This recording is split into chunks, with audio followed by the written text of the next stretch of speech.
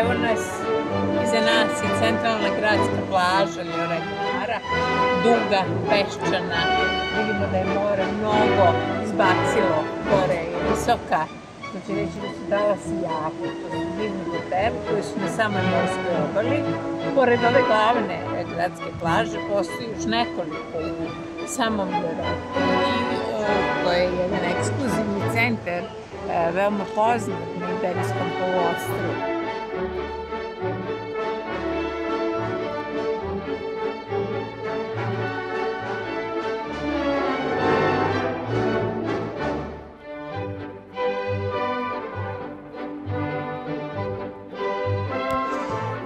Lloret de Mar je katalonski turistički grad na mediteranskoj obali.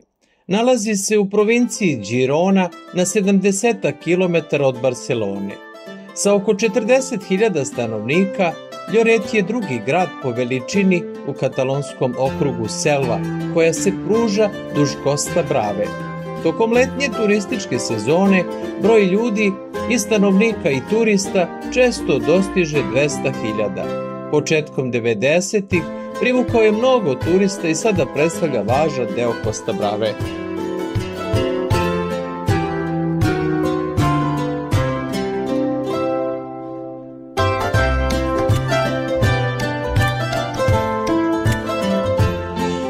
Prvi pisani dokumenti o Lloretu datiraju iz daleke 966. godine. Tada se ovaj grad pominje pod nazivom Loredo, od latinske reči lauretum, što znači lovor. Lloret je u prošlosti bio ponajviše poznat po trgovini. Od 15. do 18. veka ovaj grad je važio kao posebna posećena trgovačka luka.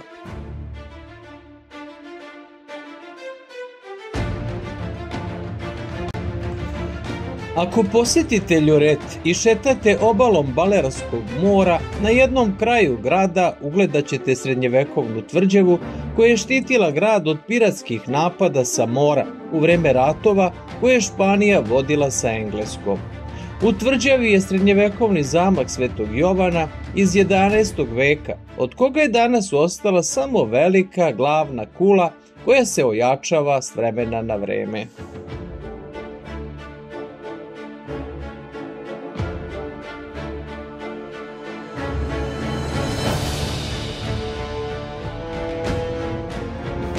Na kraju gradske plaže postavljena je bronzana skulptura koja je 1966. izlivena za proslavu milenijum praznika. Dona Marinera, koja gleda na otvoreno more, jedan je od prepoznatljivih simbola ovog letovališta, čijoj popularnosti doprinosi i legenda koja kaže da će vam se sve želje ispuniti ako dodirnete stopalo statue.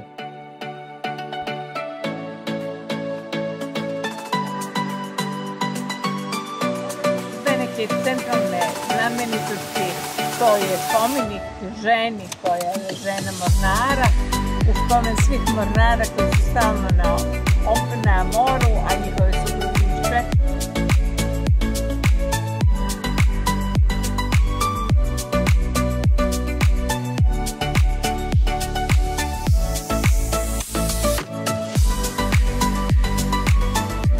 Lloret de Mar je savršeno polazište za izlete i obilaske Barcelone, ali ako ovde letujete, možete videti još mnogo toga zanimljivog.